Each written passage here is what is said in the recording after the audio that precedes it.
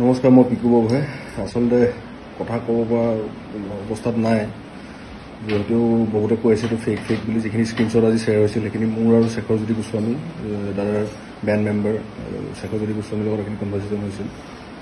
তেওঁ যিখিনি কথা কৈছিলে সেইখিনি মই সদায় এইটো যদি মই আজি মানে অসমৰ ৰাইজৰ আগত যদি মই নিদিওঁ, মই সদায় দিনৰ কাৰণে প্ৰত্যেক মানে ভৱিষ্যত অনাগত সময়ত মই নিজকে ক্ষমা কৰিব নোৱাৰিম। গতিকে সেইখিনি বস্তু মই আজি ৰিভিল কৰিলোঁ আৰু মই আজি একদম কথা ক'ব পৰা অৱস্থাত নাই।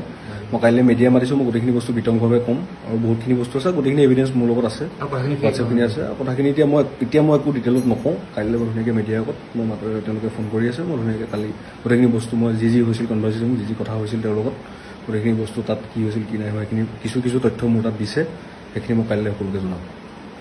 ধন্যবাদ পিকু। আৰু এইখিনি যে ফেক নহয় সেইখিনি কথা আমি আপোনালোক জনালো।